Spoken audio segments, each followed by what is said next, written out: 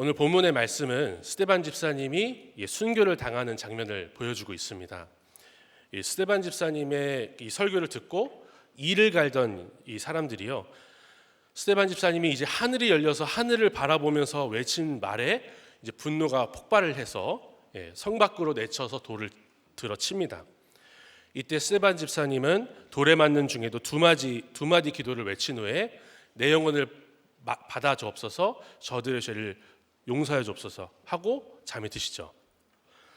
사실 우리는 돌에 맞는 스데반 집사님보다 날마다 옳고 그름의 돌로 우리 자녀와 배우자들에게 돌팔매를 하고 있는 그런 역할을 하고 있지는 않습니까? 이런 우리가 어떻게 우리 자녀와 배우자 그리고 우리 인생을 주님께 맡겨드리는 순교의 자리로 나아갈 수 있을까요? 이게 우리 힘으로 되는 게 아니더라고요. 배가 완전히 깨져야 그 널조각을 붙들고서 한 섬에 걸리는 거더라고요. 그러니까 성령께서 함께 하셔야 혈기와 분노가, 물론 분조장 약도 필요하지만 성령께서 함께 하셔야 되는 줄로 믿습니다. 그래서 오늘 이 본문의 말씀을 가지고 목사님께서는 성령의 순교라는 제목으로 말씀을 전해주셨어요.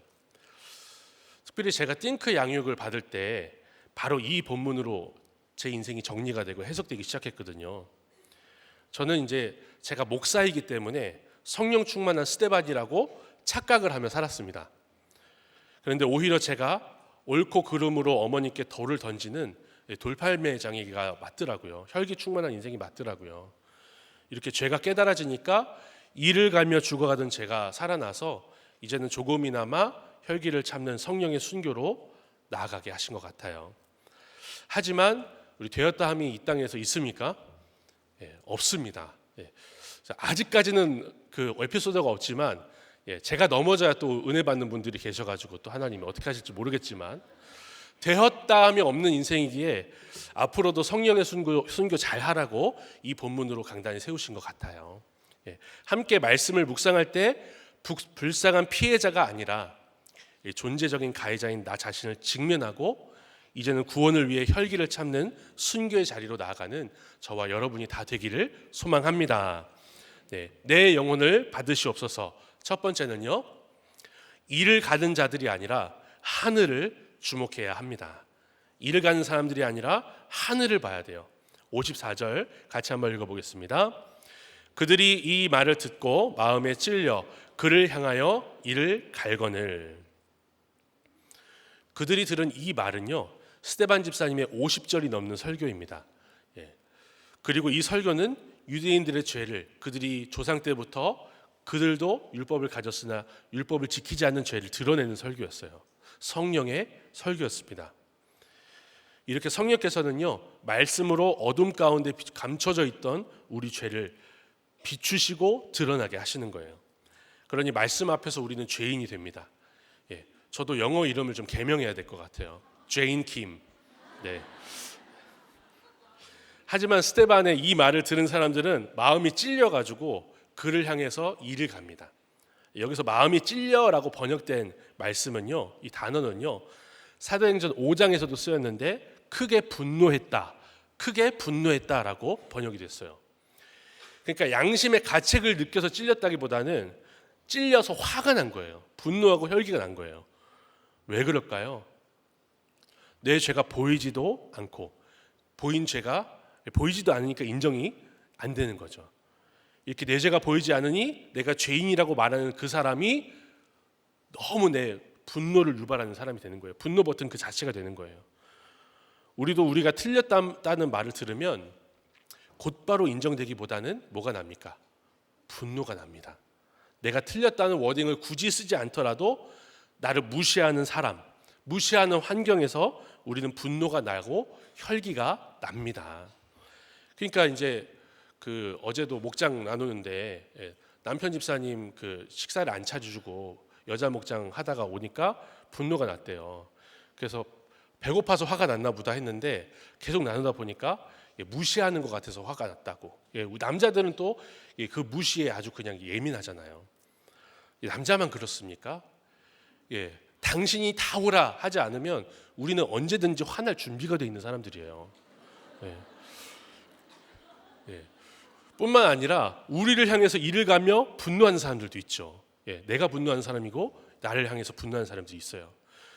이런 사람들을 만날 때 우리는 그들을 맞서서 똑같이 분노를 하거나 또는 나 자신을 학대하곤 합니다.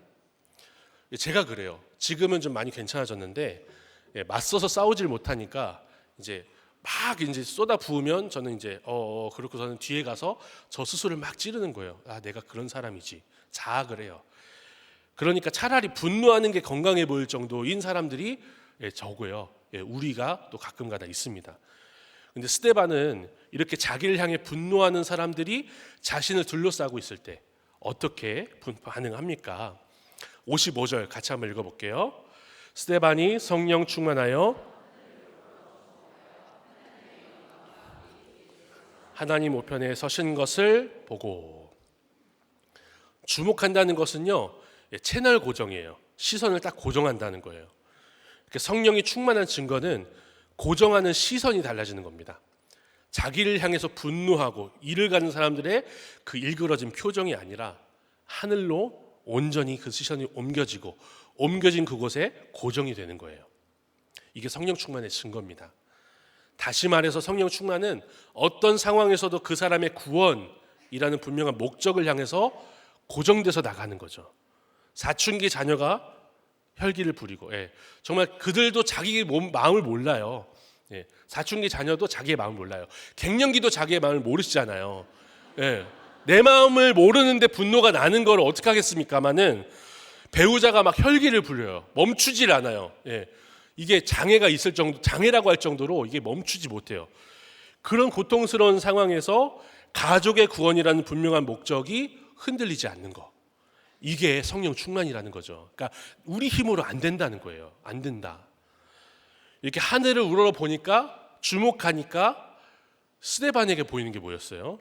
먼저 하나님의 영광이 보입니다.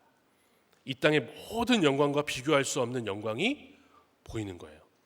자녀가 서울대 붙거나 와우 대기업에 들어가는 것 같은, 그리고 아주 이제 좋은 집안과 결혼하는 것 같은, 이 세상이 바라는, 이 세상 사람들도 원하는 그런 영광과는 감히 비교할 수 없는 큰 영광을 보게 되는 거예요. 이걸 조금만 바꿔서 얘기하면 하나님 자체가 상급되시는 거예요. 그 영광을 보는 거죠. 이렇게 하나님 자체가 상급되시는 이 인생은요, 붙어도 회개하고 떨어져도 감사할 수 있어요. 어제 제가 주일날 또 인용해드렸던 우리 고등부 학생이 또 떨어져가지고 한참 이제 퇴화를 했는데, 얘가 답을 다 알아요. 자기가 지금 억울한 것도 잘못됐고 말씀대로 하나님 이루실 것도 다 알아요. 그러니 통화가 거의 한 4, 50분 되니까 자기가 답을 다 내리고 이제 잘 기다리겠다고. 그래서 고등부 사역이 이렇게 쉬워요. 심지어 유라굴로 광풍 속에서도 우리는요, 사명을 향해 나아갈 수가 있는 거죠. 그러니까 구원이라는 확실한 그 목적이 있기 때문에. 동시에 스데반 집사님은 예수께서 하나님 우편에 서신 걸 봐요. 하나님의 영광과 우편에 서신 것. 예수님이 어떤 분이십니까? 이 땅에 흠모할 것이 없이 오셨어요. 흠모할 것이 전혀 없도다. 그리고 우리를 위해 십자가 지셨어요. 이런 예수님이 보이는 것은 하나님의 영광이 이 세상 영광과 감히 비교할 수 없으니 우리도 십자가 져야 된다. 내 십자가를 져야 된다는 것을 함께 보여주시는 것 같아요.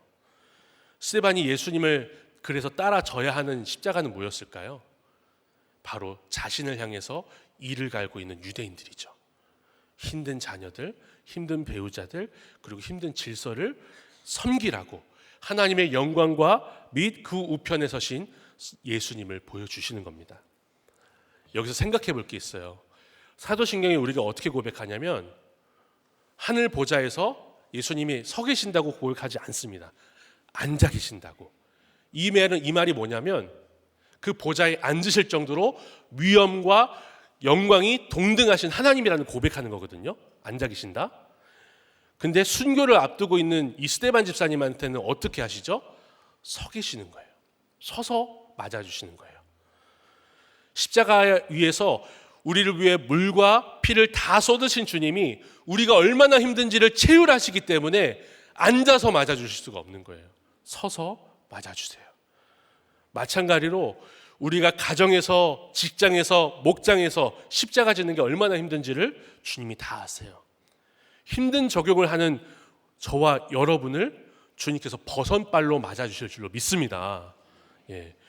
이렇게 주님이 서서 계시는 것을 본 스데반의 사명은 이제 그것까지도 증언하고 죽는 거였어요. 56절 같이 한번 볼게요. 말하되 보라 하늘이 열리고 인자가 하나님 우편에 서신 것을 보노라 한대. 하늘에 시선이 고정된 것을 본 이 스데반이 말합니다. 특별히 여기서 예수님을 뭐라고 표현했죠? 인자라고 표현했어요. 원어로 보면 전부 다 정관사를 붙였어요. 그 사람의 그 아들을 보노라. 바로 마리아의 사생아로 태어나서 나사렛이라는 시골에서 자라고 십자가에 달려 죽으셨으나 부활 승천하신 바로 그 사람의 그 아들을 보노라 라고 하는 거예요. 콱 집어서. 스데반 집사님의 이 증언은요, 순교하게 되는 결정적인 계기가 됩니다. 복음을 정확하게 전하면 전할수록 우리는 순교의 자리에 가게 돼요. 예수 믿는 사람이라는 걸 밝히는 순간부터 우리는 십자가에 매달리는 고난이 예정되어 있어요. 함부로 살 수가 없습니다. 내가 예수쟁이라는 것을 알려주는 그 순간부터요. 그러니까 우스갯소리지만 주일 설교하고 나서 제가 배를 엘리베이터에서 이렇게 내밀고 다닐 수가 없어요. 예. 참 이제 배도 숨도 이렇게 골라야 될 것 같고. 예. 근데 우리가 환난과 핍박을 계산하고 예수님을 전하는 게 아니라 이걸 계산하지 않고 이 한마디를 하고 순교할 수 있는 이유는 바로 내가 그 예수님 때문에 살아났기 때문에 그래요. 그 예수님 때문에 내가 살아난 그 은혜가 있기 때문에 계산하지 않을 수가 있는 거예요. 저는 저희 어머니께 일을 갈던 사람이에요. 어머니는 어린 시절부터 저를 전적인 타락, 전적 부패라는 칼빈주의 5대 강령의 두 가지를 구속사 핵심을 조기 교육해 주신 분입니다.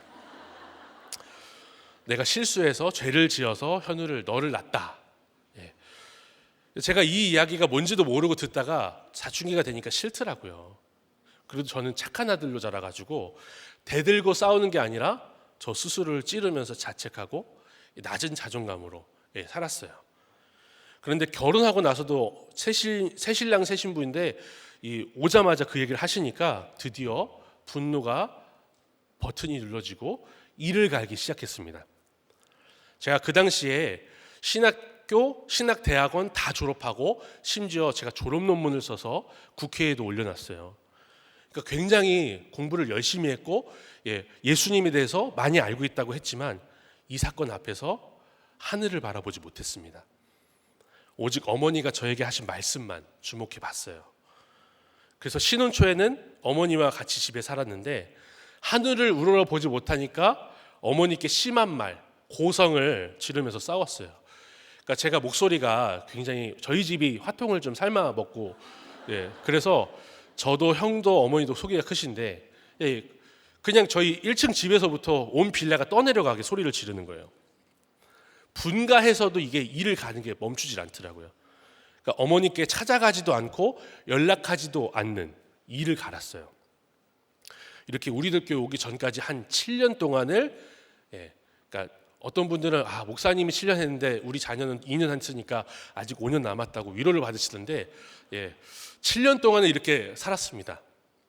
놀랍게도 어머님께 일을 갈면서 강도사가 됐고요. 일을 갈면서 목사 안수를 받았습니다. 우리들 교회 와서 양육받기 전까지도 저는 스데반이었어요. 제 스스로는 이게 착각을 하며 살았어요. 그저 불쌍한 피해자가 되어서 상처가 되는 말에 돌에 맞았다고 어머니를 고소하고 고발했습니다. 저 성령의 고발이 아니라 그냥 고발을 했어요. 그러니까 양육받으면서 저의 고난을 나누라고 하니까 온통 어머니에 대해서만 쓴 거예요. 그런데 양육자님이 그렇게 얘기하실 줄 알았어요. 어머니 참 이상하시네요. 목사님 참 불쌍하시네요. 이 얘기가 듣고 싶었어요. 근데 그 얘기를 안 하시는 거예요. 어머니를 한 여인으로 보세요. 봤으면 좋겠어요. 억울한 마음이 사실 들었습니다. 처음 들을 때는. 근데 한 주 동안 바로 그 다음 주제 큐티 본문이 스데반 집사님의 순교였던 거예요. 그러니까 하늘을 주목하지 못하고 어머니가 던진 돌만 쳐다보는 제 모습이 보이더라고요. 하늘이 열리기 시작했어요. 그때부터 하나님의 영광이 보이면서 사생자로 태어난 그 사람의 그 아들이신 예수님이 보이니까 혼외자로 태어난 것이 하나님께 영광이 될 것이라는 생각이 들었습니다. 사랑하는 여러분, 오늘 이 시간 여러분 각자에게 하늘이 열리길 소망합니다. 불쌍한 피해자가 아니라 내가 가해자였다라고 고백하면서 살아나는 은혜가 저와 여러분 모두에게 있기를 소망합니다. 불쌍한 사람이 아니라요, 하나님의 영광을 드러내는 사명자로 하나님께서 세우시길 바라요. 적용 질문 드리겠습니다. 내가 틀렸다는 말을 들을 때 인정이 되십니까? 분노가 나십니까? 나에게 분노하는 사람이 아니라 말씀의 시선을 고정하시겠습니까? 인자이신 예수님을 따라 오늘 내가 져야 할 십자가는 무엇인가요?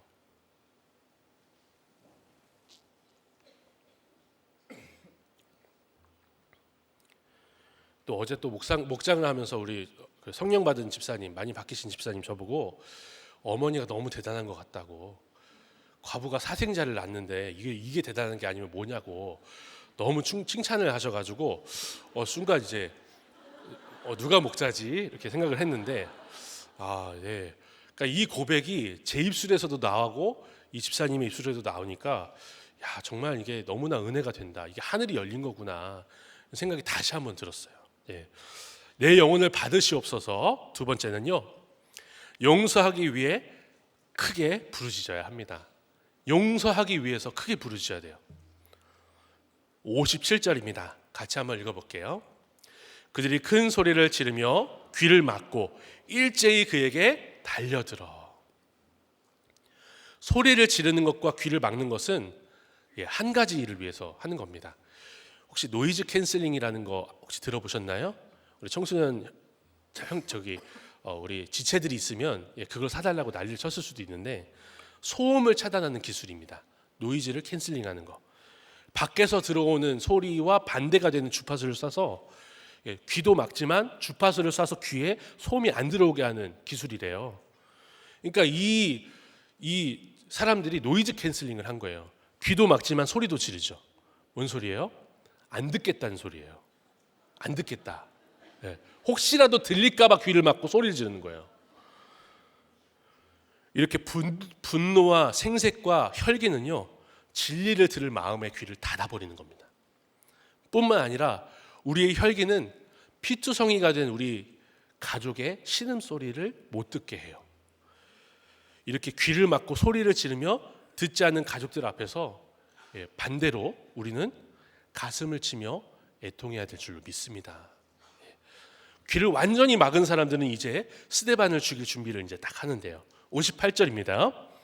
성 밖으로 내치고 돌로 칠세, 증인들이 옷을 벗어 사울이라 하는 청년의 발 앞에 두니라. 스데반이 신성 모독죄를 지었기 때문에 이 신성 모독죄는 이스라엘 백성들에게는 바로 돌로 쳐 죽이는 건데요. 그래서 성 밖으로 내치고 돌로 치려고 하는 건데요. 그냥 하면 안 되니까, 로마의 눈치가 보이니까 그 정도로 이 사람 나쁜 사람이다 라고 증인을 서야 됐어요. 그래서 그 당시에 전세산이라고 할 수 있는 옷을 벗어서 청년의 발 앞에 둡니다. 바로 그 옷을 맡은 사람이 누구죠? 사울이에요. 이 바울이 되는 사울이 가말리엘 문화에 있는 바리새인, 그것도 사내들인 공의 회원이라고 전해지기 때문에 신분이 확실하잖아요. 신변을 이렇게 확실하게 보증을 해줄 수 있으니까 그 사람 발 앞에 옷을 벗어두는 거예요. 이렇게 옷을 맡은 사울과 증인들이 있으니까 이제 그들이 돌을 치기 시작하는데요. 59절 같이 한번 읽어볼게요. 그들이 돌로 스데반을 치니 스데반이 부르짖어 이르되 주 예수여 내 영혼을 받으시옵소서 하고. 분노한 사람들이 스데반을 치는데 사람들이요, 이게 돌에 맞는다고 해서 잘 죽지 않더라고요. 그랬으면 야구공에 맞은 사람도 다 소천하셨을 거고, 그냥 전 축구공에 정말 많이 맞았거든요. 축구를 못해서. 그랬으면 저는 벌써 이 자리에 없었을 거예요. 돌에 맞는다고 해서 쉽게 죽지 않고 그냥 고통스럽게 천천히 그 비웃음과 그 고통을 당하면서 죽는 게 돌에 맞는 형벌이었어요. 그러니까 하도 안 죽으니까 나중에 바울이 이 돌에 맞아서 쌓여서 죽은 줄 알고 사람들이 들어가는 장면이 또 나오잖아요. 한 번에 죽었으면 포기라도 할 텐데 이 고통과 조롱 가운데 둘러싼 이 언제 끝날지 모르는 죽음에 이르는 고통이 시작된 거예요. 그럴 때 스데반이 뭐라고 합니까? 주님, 나 죽겠습니다. 나 좀 데려가세요가 아니라 주 예수여 내 영혼을 받으시옵소서. 앞서 증인들이 뭘 누구에게 맡겼죠? 자기 옷을 사울 발 앞에 맡겼어요. 그런데 스데반 집사님은 자기 영혼을 누구한테 맡기고 있죠? 주님께 맡기고 있어요. 누구에게 우리가 인생을 맡기냐에 따라서 돌을 던지는 사람이 될 수도 있고 돌에 맞는 순교자가 될 수도 있는 거예요. 우리는 우리에게 끊임없이 고통이 찾아올 때 문제를 해결해 줄 것 같은 사람, 이론, 그리고 기관에 우리와 우리 자녀들과 배우자를 맡기려고 해요. 이렇게 사람을 의지하며 그 발 아래 옷을 벗어들수록 우리는 더 큰 분노, 더 큰 혈기에 갇히게 됩니다. 옳고 그름이 우리를 고발하고 우리 자녀들을 고발하기 때문에 그래요. 그런데 스데반 집사님은 자신의 영혼을 이 땅의 어느 누구도 아닌 오직 주님께 부탁을 하는 거예요. 하나님 우편에 서 계시는 주님이 오직 자신의 영혼을 책임지실 수 있는 유일한 분이라는 것을 믿고 고백하는 거예요. 어떤 상황에도 구원이 인생의 목적이긴 사람이기 때문에 하나님께 나의 영혼도 맡길 수 있는 거예요. 하나님이 나의 상급이라고 고백할 때 어떠한 광풍도 우리를 죽일 수 없는 줄로 믿습니다. 한 섬에 걸리게 하시는 거예요. 이렇게 구원의 목적이 확실한 스데반의 마지막 기도를 한번 읽어볼까요?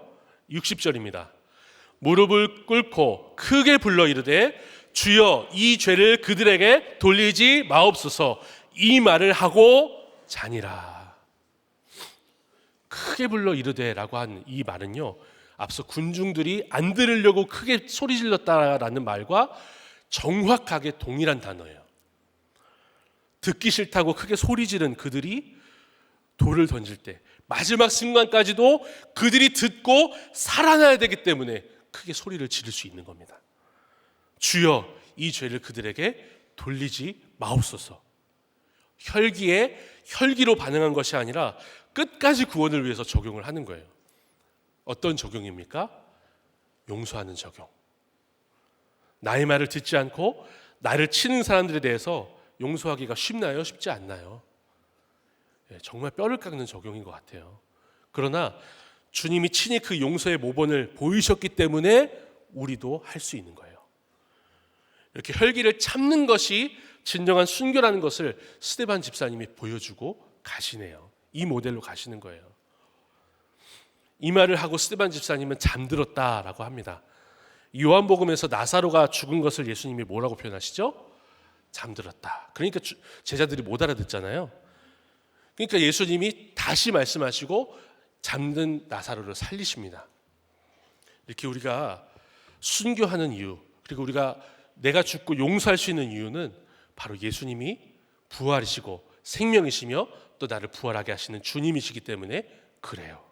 그걸 믿기 때문에 이미 부활하셨고 이제 나를 살리신 주님을 믿기 때문에 순교할 수 있는 거예요. 용서하면 내가 죽는 것 같죠. 내가 지는 것 같고 내가 뭔가 손해보는 것 같아요. 하지만 사실은 부활의 은혜를 이 땅에서 누리는 비결이라는 것을 우리에게 보여주는 겁니다. 저는 하늘이 열리니까요, 진짜요, 혈기가 억지로 참아지는 게 아니라 정말 그 허벅지 꼬집으면서 적용하는 게 아니라 그냥 용서가 되고 혈기가 녹는 것을 경험했어요. 적어도 어머니에게만은. 잘 들으세요. 제가 다 돼서 이렇게 얘기를 드리는 게 아니에요. 적어도 억지로 순교를 하려는 게 아니라 하나님이 순교의 자리로 계속 인도하시고 적용할 수 있게 하시더라고요.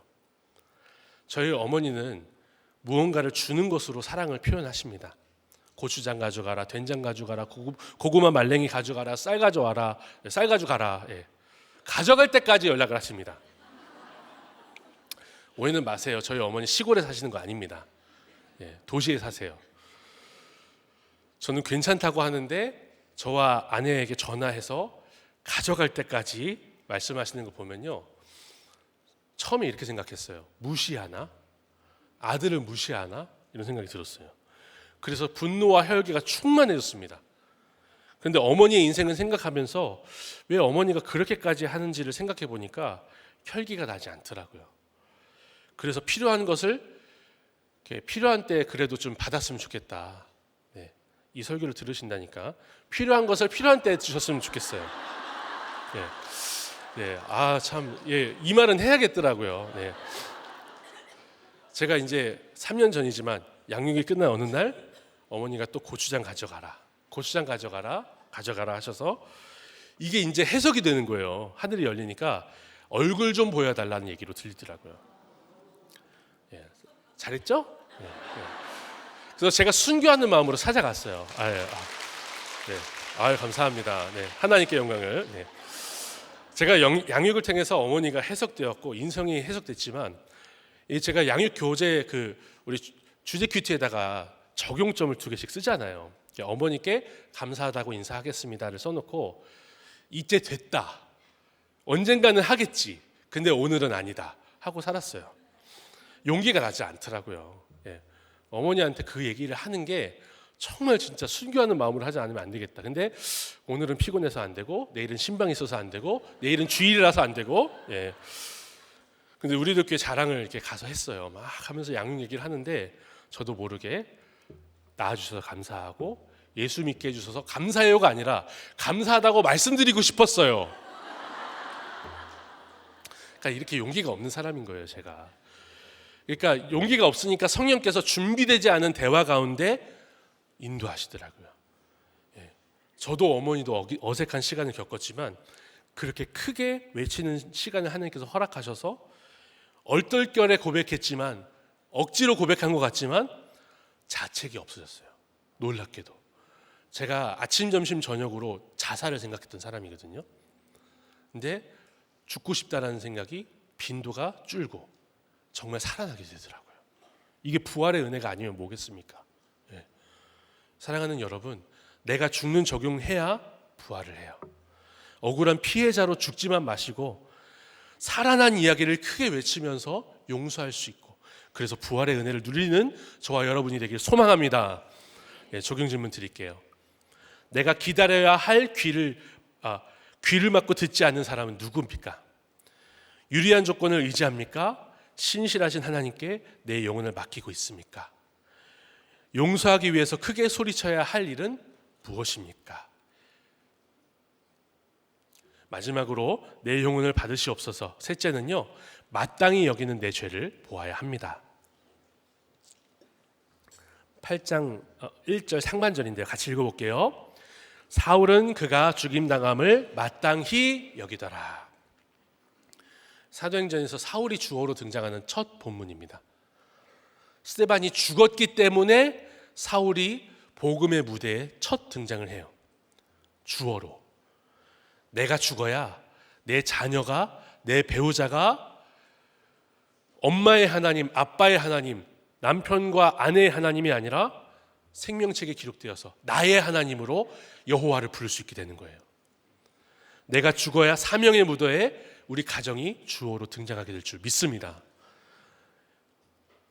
여기서 사울이 스데반 집사님의 사건을 어떻게 생각하는지 한번 볼까요? 죽임 당함이라고 생각해요. 앞서 누가는 뭐라고 했죠? 잠들었다라고 표현했어요. 근데 사울은 그가 처형당해서 죽었다. 내가 죽였다. 천국에 대한 소망이 없으니 바리새인, 부활이 있다라고 하는 바리새인임에도 죽음의 본질을 알지 못하는 사울이죠. 그러나 바울 자신이 이렇게 깨닫지 못하는 시간이 있었기 때문에 유대인들을 긍휼히 여기면서 흔들리지 않고 사명의 로마로 갈 수 있는 것 같습니다. 하나님이 반드시 사명의 로마로 가게 하실 것입니다. 그러니까 이제 우리 정말 내가 죽었는데 왜 이렇게 안 살아나? 내가 죽었는데 왜 이렇게 안 돌아와? 답답해 하시지 마시고 이 시간 지나면 바울이 되겠구나. 사명의 로마로 같이 갈 수 있겠구나. 더 기다려줄 수 있는 우리가 되길 소망해요. 또 사울이 어떻게 하죠? 죽임당함을 마땅히 여겼다 그래요. 그러니까 자신이 증인 선거, 내가 의롭다고, 내가 마땅히 할 일을 했다고 생각하는 거예요. 나만 옳고 다른 사람은 틀렸다는 것이 우리 가족을 죽이고 나 자신을 죽이는 마땅한 생각들입니다. 마땅히 여기는 내 가치관, 내 옳고 그름이 정말 우리 가정을 죽이는 거예요. 내 자녀는 당연히 잘 돼야 되고, 배우자는 당연히 맞춰줘야 되고, 나한테. 이게 이 고정관념이 가족을 죽이는 생각이에요. 근데 결정적으로 나 자신을 죽이는 생각이라는 것을 알고 이 마땅히 여김을 내려놓을 수 있기를 간절히 소망합니다. 제가 해석되고 나서 그리고 나서도 마땅히 여겼던 죄가 있어요. 제가 수요일 날 이제 2023년도 수요일 날 처음 설교했을 때 어머니도 오셨으면 좋겠다는 나눔을 했어요. 근데 사실 어머니가 오시면 저한테 좋은 것만 있을까요? 예, 정말 이제 제가 와 짜잔 대단한 설교자 이렇게 적용자라는 목사로 칭찬을 받는 것보다 저는 이제 그래도 좀 나중에 오셨으면 좋겠다는 생각도 솔직히 있었어요. 네. 제가 설교를 편하게 할 수 있겠습니까? 어머니가 오시면 일단. 네. 그러니까 우리 목사님이요 정말 기가 막힌 타이밍에 진짜 지지난주 제주도 가가지고 제가 왜 이렇게 너 위축돼 있니 이러면서 사명이 없기 때문에 지금 위축돼 있는 거라고 막 양육을 해주셨어요. 네. 사명이 있으면 내가 당당하고 내가 당당하면 무시를 당하지 않는데요. 생각해 보니까 그게 맞더라고요. 그래서 제가 어머니가 오셔도 편하게 설교할 겁니다. 네. 하지만 시간이 지나도 어머니가 오시지 않으니까, 그리고 어머니가 수치를 드러내고 싶지 않다고 노골적으로 얘기하시니까 그게 마땅한 줄 알았어요. 어머니는 우리 교회에 오시는 게 아니구나. 못 오시겠구나. 안 오셔도 되지 뭐. 권사님이신데 뭐 이렇게 안 오셔도 되지 않을까? 용기가 나지 않더라고요. 또 오시라고 하기가. 80대 어르신이 자가용으로 1시간 거리는 인천에서 이 판교를 휘문을 올 수 있겠습니까? 못 오는 게 마땅하다 생각했어요. 그런데 지난주 전도 축제 때 외삼촌을 전도하시다길래 이 가정이 이제 외삼촌 전도하려면 전도 축제가 있으니까 이때가 기회가 되지 않을까요? 라고 했더니 어머니께서 한 집사님의 차를 얻어 타고 휘문으로 오셨어요.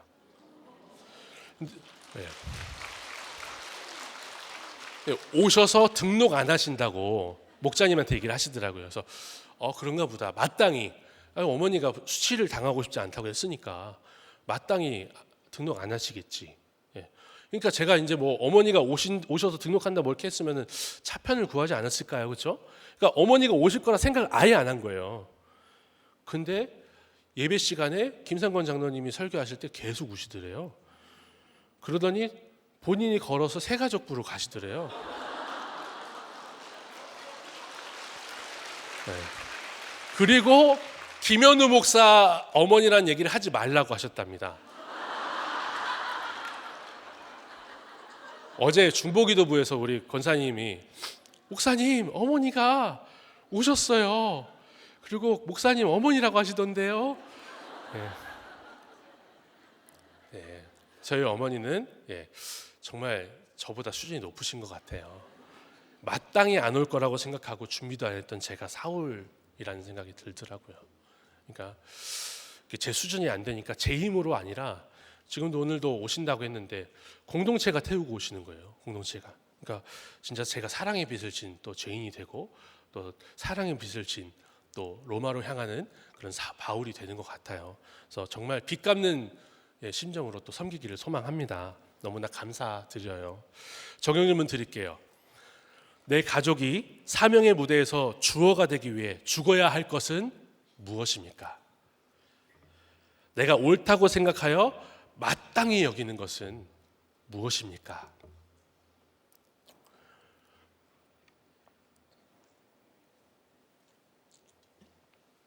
말씀을 정리할게요. 내 영혼을 받으시옵소서. 첫째는 일을 가는 자들이 아니라 뭘 봐야 된다고요? 하늘을 봐야 돼요. 용서하기 위해서 뭘 해야 돼요? 크게 부르짖어야 돼요. 우리는 반대로 크게 부르짖잖아요. 주님 내 입술을 기름 부어달라고, 입술에 기름 부어달라고. 그리고 마땅히 여기는 내 죄를 봐야 됩니다. 기도하겠습니다. 하나님 아버지, 하나님을 위해서 사역자가 된다고 하면서도 불쌍한 피해자가 되어서 어머니를 향해 이를 가며 귀를 막았던 저를 용서하여 주옵소서. 옳고 그름으로 마땅히 여긴 것을, 그래서 구원을 위해서 아무 행동도 하지 않았던 것을 주여 용서하여 주시옵소서. 저를 인도하여 어머니를 용서하고 살아나게 하신 것처럼 말씀 앞에 선 우리 모두가 순교의 자리에서 용서를 외치며 내가 먼저 살아나는 경험을 하게 하여 주시옵소서. 주님, 이제 전복삼 초원님을 통해서 간증을 듣습니다. 크게 외쳐주시는 간증에 우리의 마음이 열리게 하시고, 이제 혈기를 참는 이 시대의 마지막 순교자의 모습으로 우리가 가정에 파송될 수 있도록 주여 우리와 함께하여 주시옵소서. 예수님의 이름으로 기도드립니다. 아멘. 안녕하세요. 신임초원 전복삼 집사입니다.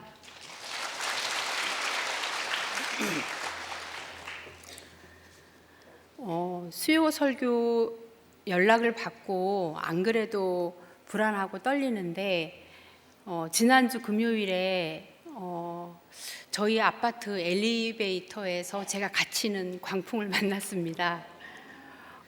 구조가 될 때까지 거의 50분이 걸렸는데요. 갇혀 있는 동안에 공항이 와서 거기서 순교하는 줄 알았습니다. 오늘 큐티 말씀처럼 성령의 구조가 되어 지금 이 자리에 있지만 여전히 많이 떨립니다. 저를 불쌍히 여겨주시길 부탁드립니다. 오늘 말씀의 제목은 내 영혼을 받으시옵소서입니다. 우리들 공동체 지체들이 십자가 지는 적용으로 살아내는 간증이 이 시대의 순교라고 생각합니다. 저 또한 웬 은혜로 말씀 공동체에 구조되어 어떻게 내 영혼을 주님께 맡기는 인생으로 인도함을 받았는지 오늘 말씀과 함께 저의 구속사 여정을 나누고자 합니다. 내 영혼을 주님께 맡기려면 첫째, 하늘이 열리고 인자가 하나님 우편에 서신 것을 보아야 합니다. 스데반의 설교를 들은 유대인들은 마음에 찔림이 있었지만 회개하지 않고 이를 갑니다. 누가 무슨 말을 해도 성령 충만한 사람은 쳐다보는 것이 하늘입니다. 스데반은 하늘이 열리고 인자가 하나님 우편에 서신 것을 보았다고 말을 했습니다. 제가 5살 때 아버지가 교통사고로 돌아가셨습니다. 어머니는 저와 2살 터울의 남동생을 조부모님 댁에 남겨두고 외갓집으로 가셨습니다.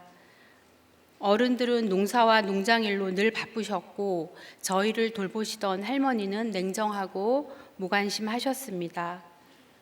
초등학교 저학년 때쯤 작은 어머니가 시집 오셨는데 그분은 저를 위해 직접 빵을 구워주실 만큼 다정하고 따뜻한 분이었습니다. 그러나 그 행복도 오래가지 못했습니다. 어느 여름 해질 무렵 작은 어머니는 스스로 생을 마감하셨고 저는 그 장면을 직접 보게 되었습니다. 어머니가 사라진 날과 작은 어머니의 그날은 제 안에 깊은 절망과 공포심으로 남았습니다. 이후 작은 아버지는 알코올 중독에 빠져 매일같이 행패를 부리며 집안은 전쟁터가 되었습니다. 그렇게 어린 시절 제게 가정은 결핍과 또 눈치와 소외의 공간이었고 또 무서운 곳이었습니다. 중학생이 되면서 어머니가 재혼한 가정에 들어가게 되었는데 어머니는 가족들의 눈치를 많이 보셨고 새아버지는 매우 엄격하셔서 생활의 기본 교육부터 시간관리, 친구 관계까지 모든 것을 통제하셨습니다. 성인이 되어 안정된 직장을 갖게 되면서 처음으로 자유와 경제력을 누리자 술과 쇼핑, 세상 쾌락에 빠져 살았습니다. 그러던 중 회사 거래처였던 지금의 남편을 만나 업무의 만남이 잦아지면서 결국 불륜 관계로 이어졌습니다.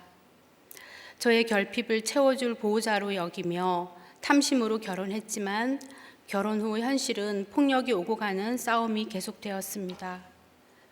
외환 위기로 남편의 사업이 망하면서 부부싸움은 극에 달했습니다. 남편은 망한 충격으로 집 밖을 나가지 못했고 일어날 힘조차 없는 남편에게 이혼을 요구했습니다. 저의 강요로 이혼 협의가 되었고 서류 정리만 남겨두었을 때 주님께서 저를 찾아오셨습니다. 일관계로 알게 된 전도사님의 인도로 처음 교회에 나가게 되었지만 공고한 환경에도 말씀은 들리지 않았습니다. 방언과 통성기도에 놀라서 그것이 알고 싶다에 나오는 이상한 곳이라 생각하고 조용히 끊고자 했습니다. 그런데 마지막이라 생각하고 드린 예배 자리에서 제 의지와 상관없이 기억조차 못했던 죄까지 회개하게 되었습니다. 그 이후 예배가 삶의 우선순위가 되었고 설명할 수 없는 평안을 누리게 되었습니다. 하지만 시댁은 불교와 무속신앙이 매우 강했고 특히 기독교에 대한 반감이 컸습니다. 저는 몇 달 동안 남편 몰래 교회에 다니다가 담대함이 생겨 솔직히 고백하게 되었습니다. 그날 이후 남편의 거센 반대와 핍박이 시작되었습니다. 우리 집이 어떤 집안인데 네가 교회를 다녀? 라며 이를 갈았습니다. 딸만 넷을 낳으신 시어머니는 산속에서 100일 기도를 드린 끝에 남편을 낳았다고 합니다. 시어머니는 돌아가셨지만 남편에게는 용한 무속인이셨던 어머니가 우상이었습니다. 예수의 예자도 꺼낼 수 없는 집안이라고 하며 그릇을 깨고 또 의자를 던지고 악담을 퍼붓고 밥상을 엎고 제 얼굴에 신발까지 던지는 폭력이 반복되었습니다. 저는 이런 상황을 감당할 성품도 인격도 안 되기에 이전 같았으면 분노로 갚거나 뛰쳐나가거나 이혼을 요구했을 것입니다. 그러나 전혀 그런 생각이 들지 않았고 아무것도 할 수 없는 상황에서 쳐다보는 것이 오직 하늘이었습니다. 예배를 마치고 집으로 돌아갈 때면 오늘은 어떤 일이 일어날까 두려웠지만 매 순간 감당할 힘과 지혜를 주셨고 피할 길도 주셨습니다.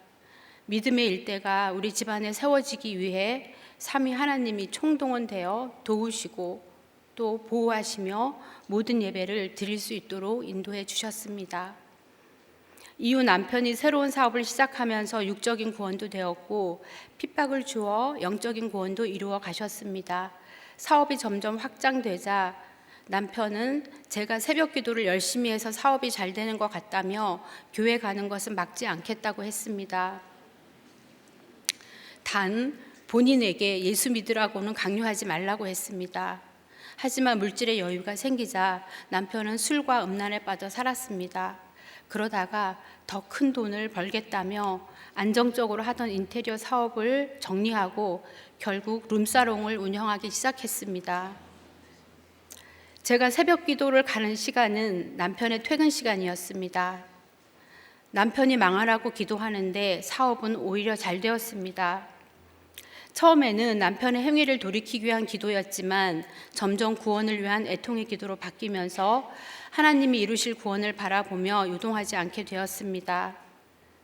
그러던 중 남편의 건강이 이상이 생겼고 급성 당뇨로 입원하게 되었습니다. 수치가 떨어지지 않아 생명이 위험하다는 진단을 받았고 남편은 낮아진 마음이 되어 병상에서 주님을 영접했습니다.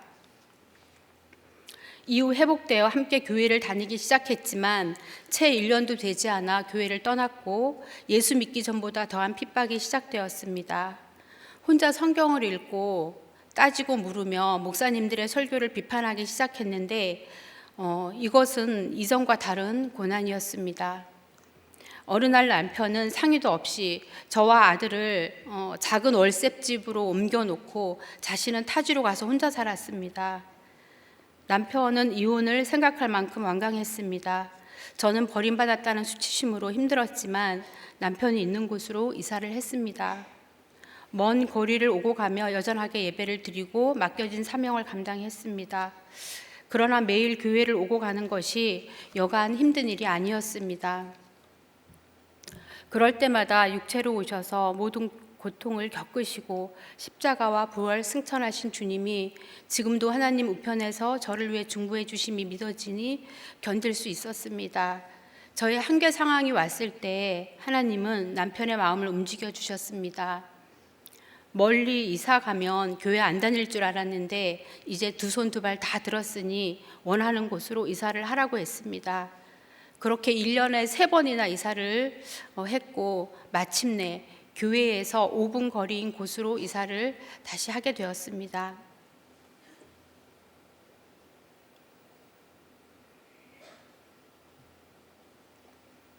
내 영혼을 주님께 맡기려면 둘째, 끝까지 혈기를 감당해야 합니다. 스데반은 하나님 우편에 서신 인자를 보았다고 말하지만 유대인들은 귀를 막고 돌로 쳤습니다. 그러나 스데반은 그들의 혈기를 끝까지 감당하며 주 예수께 자신의 영혼을 맡기고 잠듭니다. 말세의 순교는 혈기 내지 않는 것입니다. 3번의 이사 사건 이후 남편은 마음을 돌이켰지만 꼭 맞는 교회를 찾겠다며 여러 교회를 옮겨 다니기 시작했습니다. 몇 달마다 교회가 바뀌었고 가는 곳마다 다닐 수 없는 이유가 점점 늘어났습니다. 그럴 때마다 저도 함께 옮겨 다닐 것을 강요받으면서 애통함은 사라지고 점점 무시가 되었습니다. 그러던 중 남편은 목사님의 저서 날마다 큐티하는 여자를 읽고 먼저 우리들 공동체에 속하게 되었습니다. 오랜 방황이 끝나고 예배가 회복되자 들은 말씀과 목장 나눔을 전해주며 숨이 쉬어진다고 했습니다. 부부 목장 순서에는 우리 집에서 목장을 섬기기도 했지만 남편에 대한 불신으로 어떤 말을 해도 드리려고 하지 않았습니다. 남편은 양육을 받고 오거나 예배를 드리고 오면 들은 말씀을 전해 주었습니다. 남편은 작정하고 전하였고 저는 듣지 않기로 작정한 사람처럼 나도 안다고 하며 끝까지 듣지 않았고 못마땅한 눈빛으로 냉담하게 대했습니다. 때로는 말조차 꺼내지 못하게 무시하며 온몸으로 혈기를 부려 귀를 막고 돌로 쳤습니다. 결국 저의 완고함에 지친 남편은 예배의 자리를 떠났습니다. 아무리 열심을 내어도 남편과 아들은 구원과 점점 멀어지고 남남처럼 지내는 가정의 현실을 직면하게 되니 너무 막막했습니다. 영적으로 방황하는 힘든 시간을 보내고 있을 때 예전에 부부 목장에서 들었던 가정 중수가 생각났습니다. 그렇게 우리 가정이 살기 위해 상한 심령으로 말씀의 공동체를 찾게 되었습니다. 첫 주 말씀은 사무엘 하 진압이었습니다. 하나님께서 우리 가정의 큰 전쟁을 이제는 진압해 주셨다고 말씀하시는 것 같아 눈물의 예배를 드렸습니다. 그 후 우리 부부는 말씀과 목장 이야기를 시작으로 처음으로 일상의 소통이 되었습니다. 구속사 말씀 안에서 양육 과정을 거치며 제가 얼마나 가정에서 남편의 질서에 순종이 안 되고 혈기로 남편을 힘들게 했는지 보게 되었습니다. 그동안 저는 남편보다 믿음이 있고 말씀도 더 알고 있으며 여러 직분까지 받으니 무엇인가 된 듯 여겼습니다. 그런데 무시하던 남편이 어느 날 유다와 다말 이야기를 하며 성경을 줄줄 풀어내자 저의 오름이 부정당하는 것 같아 자존심이 상했습니다. 너보다 낫다는 교만과 말씀을 알아듣지 못하는 무지가 혈기의 근원임을 알게 되었습니다. 사람의 교만과 무지는 성령을 거스르게 되고 불순종하게 만든다고 하셨습니다. 저의 병든 열심으로 성전을 치장하며 교만과 무지로 남편을 실족시켰고 내가 예수님을 십자가에 못 박은 자임을 회개하게 되었습니다. 하나님은 무시하던 남편을 먼저 구속사 말씀을 들리는 은혜로 높여주셨고 저의 교만을 낮추시고 그가 옳도다의 고백으로 역전의 은혜를 주셨습니다. 목사님께서 말세의 순교는 혈기 부리지 않는 것이라고 하셨습니다. 저는 계획이 변경되거나 동시에 여러 가지 일이 생기거나 시간 약속이 지켜지지 않을 때 자동으로 혈기가 올라옵니다. 반면 남편은 충동성이 강해서 먹고 싶고 가고 싶고 하고 싶은 일이 생각나면 즉각 욕구 충족이 될 때까지 정신없이 재촉을 합니다. 저는 그럴 때마다 불안하고 너무 화가 납니다. 코로나 기간 동안 수입이 전혀 없는 상태로 2년 반을 보냈습니다. 너무나 다른 남편과 매일 같은 공간에 함께 하게 되니 숨이 막혀 죽을 것 같았습니다. 물질 기근과 삼시세끼, 가족 관계에 갇힌 일상이 제 안에 분노 버튼을 눌렀습니다. 그럼에도 불구하고 숨을 쉴 수 있게 된 것은 창조적인 주일 예배와 온라인 목장, 저녁 기도회, 매일의 큐티가 저에게는 안심 버튼이 되었습니다. 코로나 기간에는 공동체에도 소동되는 일이 많았던 것 같습니다. 사건 속에서 날마다 지체들의 십자가 지는 간증은 인자가 하나님 우편에 서신 것을 보여주는 성령의 순교 같았고, 저도 환경에 순종하며 하루하루 죽어질 수 있었습니다. 그러나 잘 죽어졌다고 자만할 때 하나님은 사건과 환경을 통해 죽는 훈련을 하시게 하는 것 같습니다. 코로나가 끝난 뒤 남편이 늦은 나이에 좋은 조건으로 취직을 하게 되었지만 나이 어린 상사의 통제와 부당한 지시로 인해 매일 그만두겠다고 했습니다. 그럼에도 지금까지 들었던 말씀과 목장의 위로로 겨우 버텼지만 시간이 흐르자 회사에서 억눌렸던 분노를 집과 일상으로 쏟아냈습니다. 밥이 늦게 차려줘도 음식점 자리가 마음에 들지 않아도 운전 중에도 폭언을 퍼붓는 등 혈기가 반복되었습니다. 저는 억울하고 피해자라고만 생각하며 지체들에게 고발했지만 말씀의 찔림과 목장을 통해 남편이 제 모습을 비추는 거울임을 알게 되었습니다.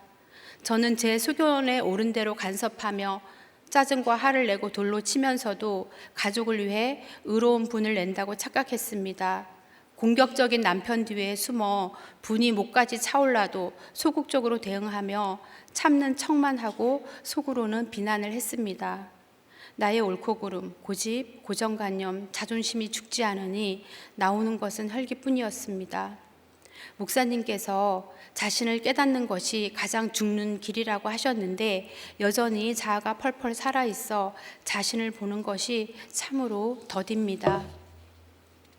남편은 계속되는 직장 고난으로 분노 조절이 안 되어서 목장의 권면으로 병원을 찾게 되었고, 만성 분노 조절 장애 진단을 받았을 때 더 이상 제 힘으로 할 수 있는 것이 없음을 인정하게 되었습니다. 몇 주 전에는 남편이 일하는 곳으로 저녁 도시락을 가져와 달라고 해서 1시간 반이나 걸리는 거리를 다녀온 적도 있습니다. 또 인테리어 현장에 급한 일이 생겼다고 도와달라고 해서 생전 처음 해보는 페인트 작업을 하루 종일 해주기도 했습니다. 예전 같으면 상식적이지 않은 일이라 여겼겠지만 이번에는 남편의 상황을 먼저 생각하게 되었습니다. 여전히 소동되는 일이 있지만 이제는 애통한 마음이 생깁니다. 남편의 어떤 말에도 옳고 그름으로 대응하지 않고 하고 싶은 말을 멈추고 가려고 애쓰지만 이 또한 성령님이 힘주셔야 할 수 있습니다. 끝까지 나와 다른 사람의 혈기를 감당하며 내 영혼을 죽게 맡기고 잘 죽기 위해 날마다 성령님의 효과적인 도우심을 간절히 구할 수밖에 없습니다. 내 영혼을 주님께 맡기려면 셋째, 그가 죽임당함을 마땅히 여기는 내 죄를 봐야 합니다. 사울은 스데반을 향해 소리를 지르고 돌로 친 사람들 중에 있었고 그 일을 마땅히 여겼습니다. 저는 엮이는 가정의 수치심과 열등감, 피해의식에 늘 묶여 있었습니다. 특히 어머니를 가해자로 여겼고 그래서 반감이 컸습니다. 하지만 그 마음의 이면에는 사랑받고 싶은 갈망도 있었기에 늘 양가 감정 속에서 어머니와 가깝고도 먼 관계로 지냈습니다. 제가 우리들 교회에 오기 직전 어머니가 폐암 4기 진단을 받으셨습니다. 한 달에 2번씩 입퇴원을 반복하며 항암 치료를 받으셨고 그 모든 상황을 제가 홀로 감당해야 했습니다. 어머니는 상처밖에 준 것이 없는데 왜 내가 이것까지 해야 하나 하는 원망과 생색이 났습니다. 그럼에도 구속사 말씀과 공동체의 기도와 양육을 받으면서 무너졌다가도 다시 일어서면서 억지로 십자가를 질 수 있었습니다. 겉으로는 구원을 위해 복음을 전한다고 했지만 속마음은 어머니가 회개하고 저에게 사과해 주길 바라는 마음이 있었습니다. 4년 가까운 투병 끝에 마지막 3개월을 남겨두고 가족 예배를 드리며 저는 처음으로 어린 시절 힘들었다는 마음을 나누었습니다. 그러나 어머니는 너무나 당당하게 나는 인생 잘 살았다고 생각한다 라고 하셨습니다. 그 말을 듣는 순간 너무 기가 막혔고 다시는 보고 싶지 않았습니다. 그 당시 통증 관리를 위해 집 가까운 요양병원에 입원해 계셨는데 일주일에 2-3번은 문안을 갔습니다. 병문안을 가는 그 길이 골고다 언덕 같았고 매어 있는 시간이 힘들어서 위장 장애와 부정 출혈이 되는 신체 증상으로 나타나기도 했습니다. 어머니는 성당을 다니셨는데 성당 지체들의 신방을 받는 날이면 다시 회복할 거라고 소망을 가지고 이 땅에서 살아갈 준비만 하셨습니다. 제가 영접 이야기를 하면 구원의 확신이 있다고 하시며 거부하셨기에 영적 싸움 또한 힘든 시간이었습니다. 매일 고가의 건강식품을 드시고 각종 과일이 있어도 제철이 아닌 것을 찾으시는 모습이 너무 이기적인 것 같아 보기 싫었습니다. 피하고 싶은 마음에 하나님, 엄마 모른 척 하고 싶어요 라고 기도했습니다. 사울이 스데반의 죽음을 마땅히 여긴 것처럼 어머니의 죽음을 마땅히 여겼습니다. 그러던 중 마을 연합 모임에서 저의 나눔을 들으신 담당 평원님이 어머니에게 사랑한다라고 고백하세요. 그러면 십자가 사랑을 알 거예요 라고 하셨습니다. 그 권면이 울림이 되어 아무리 고백하려고 노력을 하고 기도를 해도 나오지 않았습니다. 얼마 전 주일에 김성우 목사님께서 어머니에게 사랑한다고 말하는 것보다 설교가 쉽다고 하셨는데요. 그 말씀이 너무 공감이 되었습니다. 나를 낳아준 어머니에게 사랑한다라는 말 한마디 못하는 자신이 정죄가 되어 괴로웠고 죽음을 앞둔 어머니를 미워하는 저의 악한 모습에 절망이 되었습니다. 어느 날 마지막이라는 생각이 들어 어렵게 어머니에게 사랑한다고 고백을 하게 되었고 어머니도 사랑한다고 화답해 주심으로 저의 마음이 조금씩 녹기 시작했습니다. 그 며칠 후 시편 78편을 묵상하게 되었는데 그날 큐티인 제목은 백성을 구원하신 날이었습니다. 그 말씀으로 제 안에 상처와 피해의식 그리고 미움에서 구원받는 날이 되었습니다. 제가 십자가를 지려 하지 않은 것은 하나님을 향한 제 마음이 정함이 없는 것이고 내 고난이 내 죄보다 작은 것은 오직 하나님의 긍휼로 죄악을 덮어주셨기 때문이라고 하셨습니다. 가해자이면서 피해자 가면을 쓰고 한 가정을 무너뜨렸고 제가 선택한 가정 또한 버리려 했습니다. 다른 부모와 비교하며 어머니를 평생 무시했습니다. 어머니의 험악한 인생을 생각하니 20대 후반에 남편 잃고 어린 자녀와 헤어진 어머니 가슴엔 자식은 이미 둘이 되어 있었겠구나 생각하니 어머니에겐 제가 존재 자체가 가해자였음이 깨달아졌습니다. 하나님이 죄악에서 구원하신 나를 잊어버리고 긍휼을 베풀지 못하는 제가 더 큰 가해자였음을 깨닫게 되니 통곡하며 회개하게 되었습니다. 그때 비로소 어머니가 구원받아야 할 한 영혼으로 보였고 가족은 구원 그 이상도 이하도 아니다라는 목사님 말씀에 아멘이 되었습니다.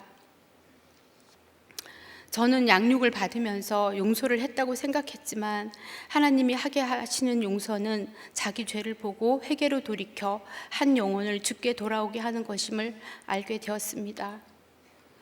하나님께서 긍휼한 마음을 주셔서 어머니를 사랑으로 대할 수 있었고 그날의 큐티를 나누며 화해를 이루었습니다. 그 이후 어머니는 구원의 확신이 없다고 고백하셨고 기쁘게 주님을 영접하셨습니다. 감당할 수 없는 통증에도 부들부들 떨며 목사님 말씀을 들으시고 회개로 죽음을 준비하시며 천국을 소망하셨습니다. 얼마 후 어머니는 천국에서 다시 만나자고 약속하고 찬송을 들으며 평안한 얼굴로 소천하셨습니다. 어머니의 마지막 모습은 믿음을 유산으로 물려주고 가신 최고의 어머니였습니다. 저를 가장 힘들게 했던 가족들이 나의 죄악을 보게 하는 공로자이며 이 모든 만남과 관계를 통해 나를 향한 하나님의 구원 계획이 차질 없이 이루어졌음을 알게 되었습니다. 도저히 손쓸 수 없는 회파되고 무너진 저와 우리 가정을 택하시고 하나님의 긍휼로 죄악을 덮으시고 또 덮으시며 회복시키시고 구속사 말씀이 있는 공동체로 옮겨주셔서 이제는 우리 가정이 거룩을 목적으로 살아가고 있습니다. 저의 남편이 우리들 교회에 먼저 왔을 때가 2007년이었습니다. 그때부터 우리 가정을 위해 많은 목장 공동체에 손과 발이 가는 사랑의 섬김과 눈물의 기도가 있었습니다. 이제는 복음의 빚진 자로 제게 맡기신 자리에서 고난과 수치와 재패를 나누며 복음의 증인으로 살아가기를 소망합니다. 기도드리겠습니다. 하나님 아버지, 고난과 가진 것 없는 환경에도 겸손하지 못하고 오히려 더 교만하고 질기고 완악했습니다. 이런 죽은 자와 같던 저를 살리시고 내 영혼을 주님께 맡기는 인생으로 인도해 주셔서 감사합니다. 주님, 엮이는 가정의 상처가 무기가 되어 불륜으로 한 가정을 무너뜨리고 스스로 선택한 가정 또한 버리려고 했고 부모를 무시한 죄인입니다.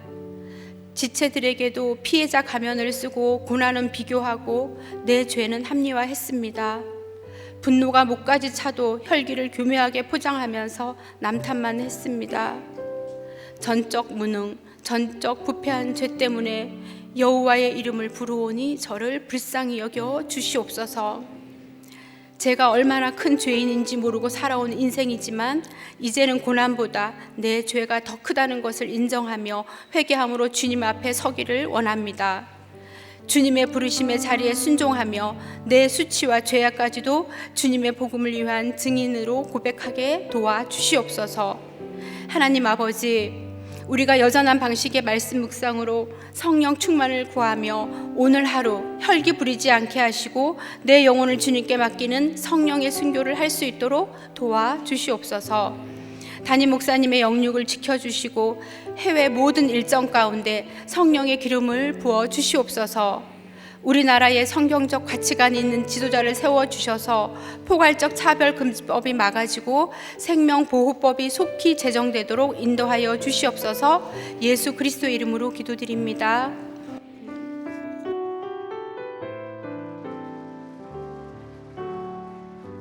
우리 보좌 앞에 모였네. 우리 보좌 앞에 모였네. 함께 주를 찬양하며 하나님의 사랑 그 아들 주셨네. 그의 피로 우리 구원받았네.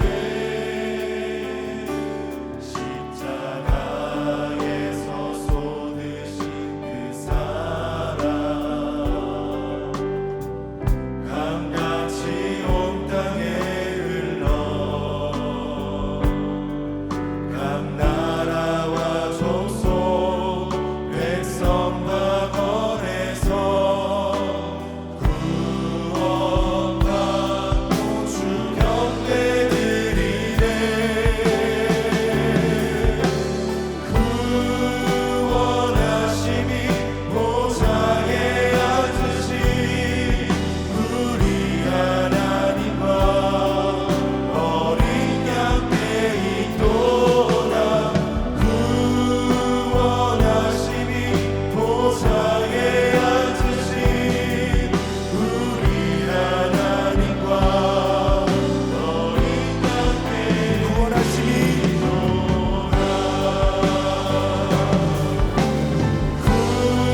구원하심이 보좌에 앉으신 우리 하나님과 어린 양께 있도다. 구원하심이 보좌에 앉으신 우리 하나님과 어린 양께 있도다. 스데반 집사님이 하늘을 보고 본 것은 하나님의 영광이었고 그 사람의 그 아들 인자였습니다. 우리 이 시간에 그 하나님의 영광이 보이게 하옵소서. 그 인자가 보이게 하여 주시옵소서. 하나님, 이 땅만 바라보고 분노하는 우리에게 하늘을 열어 주시옵소서. 이를 갈며 도무지 용서하지 못하는 우리 인생이 이제는 용서로 나아가고 내 죄를 보는 인생으로 나아갈 수 있도록 주여 나를 불쌍히 여겨 주시옵소서. 우리 추호님도 그 집의 자살을 보고 작은 집의 알코올 중독을 보면서 결핍 가운데서 무엇이 죄인지도 모르고 무엇이 정말 하나님 앞에 악인지도 모르고 살았지만 그 우리 권사님, 우리 집사님에게 정말 하늘이 열려서 내가 죄인이라는 게 보니까 어머니를 용서하셨잖아요. 우리 시간에 주님, 날라오는 돌이 아니라 하늘을 쳐다보고 하늘이 열려서 용서할 수 있게 하시고 우리 아이들에게 부태딸감을 입으로 말하는 것이 아니라 우리 삶으로 보여줄 수 있게 달라고 주님 한번 부르고 다 함께 기도드리겠습니다. 주여,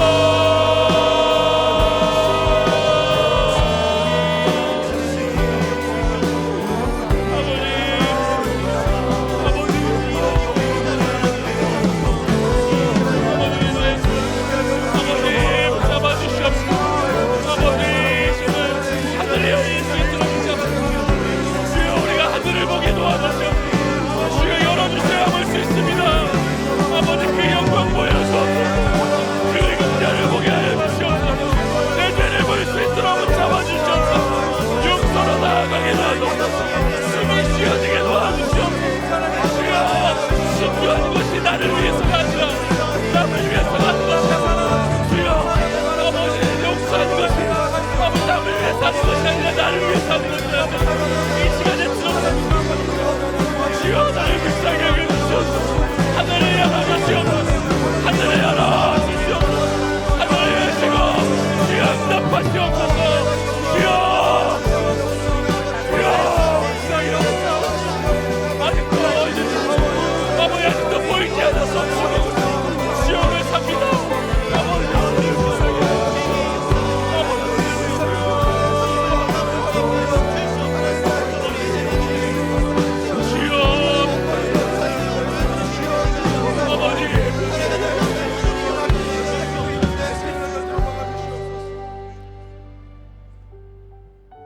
우리가 십자가에 달리신 예수님을, 그 인자를 보지 못하기 때문에 내 죄가 보이지 않아요. 내 죄가 보이지 않으니 귀는 막고 소리는 지르며 피 흘리는 배우자, 피 흘리는 우리 자녀들을 보지 못하고 그 신음소리를 듣지 못하고 있어요. 우리의 분노와 혈기가 녹아내리기를, 주님 그 신음소리가 들리기를, 피투성이가 된 우리 가족들이 보이기를 우리 위해서 기도할 수 있으면 좋겠습니다. 초님도 이혼을 앞두고 있었지만 내가 선택한 결혼이지만 내가 깨고 싶었다고 했잖아요. 내 죄가 보이니까 나도 안다고 듣지 않았던 내 완고함이 꺾이는 것을 또 주님께서 보게 하셨습니다. 에노스같이 연약한 우리 가정이 정말 주님을 부르는 가정 될 수 있게 달라고 기도할 수 있으면 좋겠어요. 자살도 막아지고 그래서 이혼도 막아지고 우리 가정이 살아나게 해달라고, 주여 우리 가정들이 주님 앞에 주의 이름을 부르며 살아나게 없어서 주님 한번 부르고 기도하겠습니다. 주여, 아버지 우리 가정들을 불쌍히 여겨주시옵소서. 주여 잡아주시옵소서. 내 죄가 보이지 않고 인자가 보이지 않으니 그 완고함과 혈기를 눌러가며 아버지 우리 자녀들을 보지 못합니다. 우리 자녀들의 아픔을 듣지 못합니다. 우리 배우자의 그 아픔, 그 피투성이가 된 우리 배우자를 보지 못합니다. 주여, 내가 선택한 가족이고 내가 선택한 결혼인데 내가 깨고 싶은 우리 자녀, 아버지 그래서 우리 자녀에게 상처를 주시고 아버지 우리 가족들에게 자살로 이혼으로 피하는 모습을 보여주시고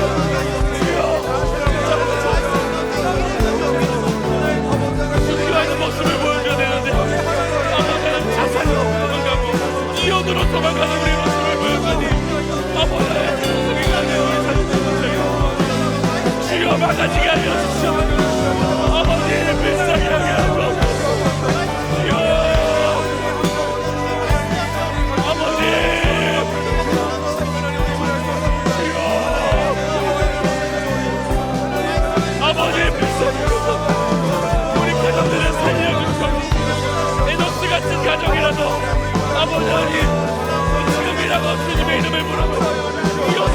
막아지고 자살이 막아지고 주님 앞에 설 수 있는 역사가 있도록 붙잡아 주시옵소서. 아버지 불쌍히 여겨주옵소서.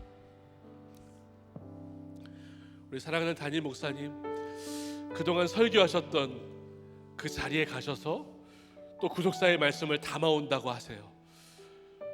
그곳에 가서도 그 해외에서도 끊임없이 정말 사람 살리기 위해서 구속사의 말씀 전하려고 현지 교회를 가고, 그러다 보니까 이동하는 거리가 멀어지고 토르스 산맥을 넘는 그 힘든 일정을 소화하고 계신데요. 주님, 우리 목사님의 영역을 강건하게 하여 주시옵소서. 주님, 하늘을 여셔서 그 금알 강가에 갇혔던 그 간증을 하실 때마다 주여, 그 사람들 그 한 사람이 살아나게 하여 주시옵소서. 그 사명의 걸음을 인도하여 주시옵소서. 기도할 수 있으면 좋겠어요. 함께한 모든 분들에게도 동일한 은혜 달라고 우리 기도합시다. 우리 교회가 크게 부르짖고 있잖아요. 구속사의 말씀을 크게 부르짖고 있는데, 특별히 대구와 광주 셰플이 지역 감정과 진영 논리가 아니라 용서를 외치며 이 사명을 감당해야 될 줄로 믿습니다. 주여, 우리 광주 셰프를, 대구 셰프를, 그 지체들을 붙잡아 달라고 기도할 수 있으면 좋겠어요. 이제 목세 양육이 3주차를 지났어요. 이제 2주 남았습니다. 하나님, 양육 받으시는 모든 목회자님들이 구속사의 말씀으로 회복되어서 각 교회에서 스테반 집사님처럼 순교하며 우리 목사님들에게 하늘이 열려서 사람 살리는 사명 감당하게 하여 주시옵소서. 기도할 수 있으면 좋겠습니다.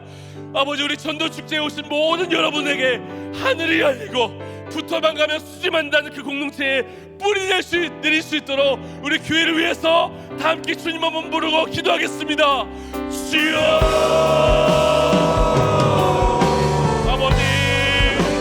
아버지 불쌍히 여겨주시고 우리 담임 목사님을 붙잡아 주시고, 우리 사랑하는 담임 목사님이 구속사의 여정으로 그 간 곳마다 아버지 구속사의 말씀을 또 담아올 때에 아버지 간 곳마다 아버지 그 말강가에 거쳤던 하늘이 열렸던 그 말씀을 전할 때 주여, 그것이 하늘을 열어주시고 그 한 사람이 주님께로 들어가게 하시고, 아버지 그 성지마다 주여 그 한인들에게 복음의 말씀이 전해지게 도와주시옵소서. 하늘이 열리게 도와주시옵소서. 아버지 인구들, 아버지 나라의 주여, 하나님 아버지, 한국교회에 많은 목사님들이 이곳에 다녀왔습니다. 목사님들이 양육을 받고 있어요.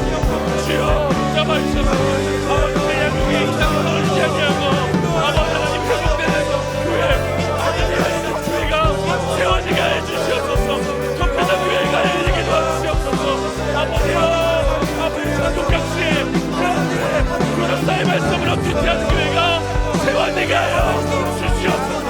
아버지 전도축제에 오신 많은 분들 주여, 하늘을 열리게 하시옵소서.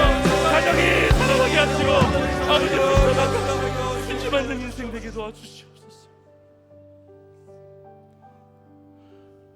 정말 이 나라의 문제는 우리의 문제입니다. 하나님이 우리 수준에 딱 맞는 지도자를 허락하시고 그런 정부를 허락하시고, 그러니 나라의 문제가 있다면 내 문제예요. 우리가 도무지 마땅히 여기는 옳고 그름을 내려놓지 않기 때문에 나라가 이렇게 힘든 거예요. 회개할 수 있길 원합니다. 인구 절벽에 나라가 없어질 수도 있다고 하는데 동성애는 그렇게 합법화하려고 하고 낙태는 무제한으로 합법화하려고 하는 이 나라, 이민족입니다. 내가 옳고 그름을 내려놓지 못하고 마땅히 여기는 것을 내려놓지 못하니 나라가 이렇게 힘든 거예요. 주여, 불쌍히 여겨 주시옵소서. 주여, 불쌍히 여겨 주시옵소서. 주여, 살려 주시옵소서. 하나님, 악법들이 철폐되고 태아생명보호법이 태아가 뱃속에 있을 때부터 사람이라고 가르칠 수 있는 나라가 될 수 있도록 붙잡아 주시옵소서. 그런 복음의 가치관을 갖고 다시 한번 창조의 질서로, 창조 질서대로 나라를 바로 세워갈 그 한 사람이 세워지게 하여 주시옵소서. 주님 한번 부르고 기도하겠습니다. 주여,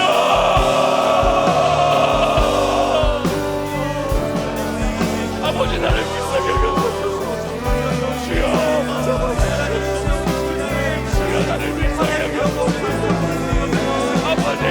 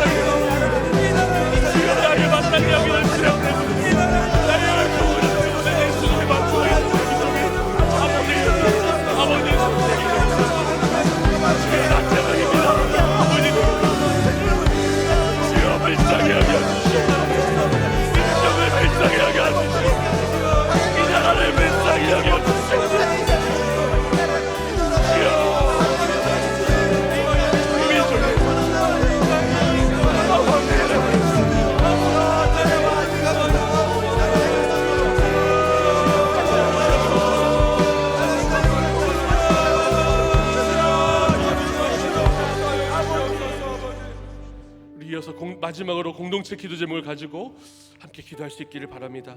많은 분들이 기도 게시판과 중보기도부에 올리셨지만 급한 기도 제목이라 읽어드리니 우리 함께 한 마음으로 기도해 주시고, 이후에도 기도 게시판에 올라온 내용들과 우리 중보기도부가 또 함께 기도할 겁니다.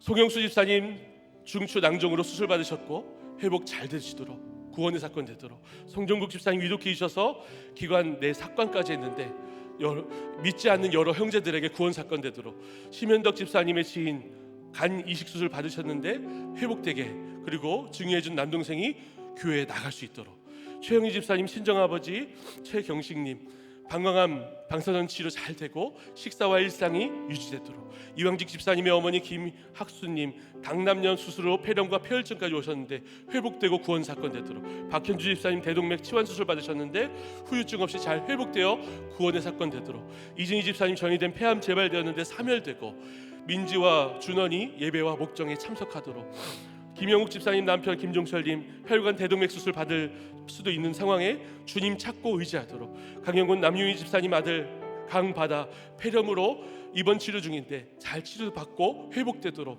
이미숙 집사님 폐암 치료 가운데 있는데 기침과 가래가 심해졌는데 고침받고 사명 감당하도록, 이면아 권사님의 친정어머니 박신자님 임파선암 치료해 주시고 딸 박범 위통과 불안이 가라앉도록, 장윤기 집사님이 뇌경색으로 쓰러졌는데 속히 의식이 회복되고 자녀들 예배가 회복되는 사건 되도록, 김민정 집사님 혈압이 너무 높아서 위급한 상황 가운데 주님 의지하고 찾는 구원의 사건 되도록, 구재석 집사님의 남편 이은성님 폐암 4기 11월 18일에 수술했는데 폐혈염이 걸리지 않고 온전히 회복되도록, 김정민 집사님의 아버지 김기배님 폐암과 림프종암 공통감해 주시고 천국소망 끝까지 붙잡도록, 이태민 집사님의 아들 이지한 피부염증으로 이식한 피부가 잘 생착되고 상처가 아물도록, 심은하 집사님의 지인 유재정님 암 후유증 없이 회복되고 두 자녀 임용과 수능 가운데 부태떨감할 수 있도록, 우지연 집사님의 친정어머니 유방암 이후 다른 암이 발견되어 치료 가운데 지치지 않고 하나님께서 돌봐주시도록, 김정미 집사님의 남편 배민구님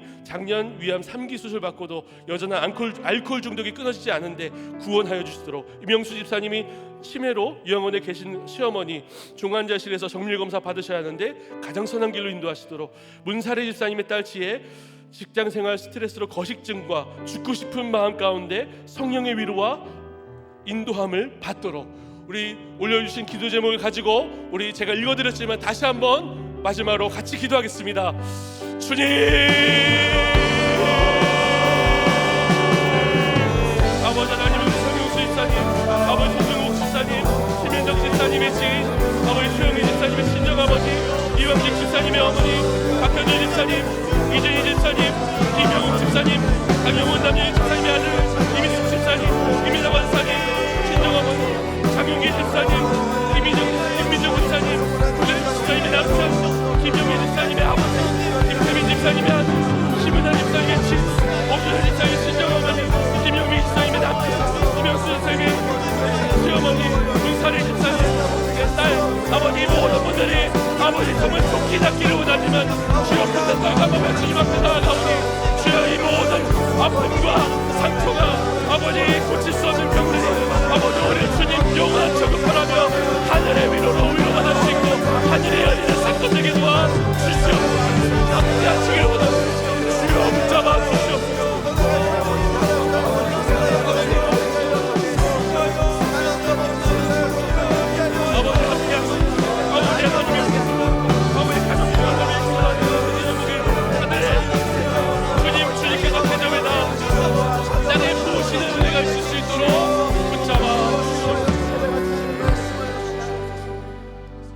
하나님 아버지, 우리에게, 우리 공동체에, 우리 가정에, 우리 직장에 하늘을 열어주시길 원합니다.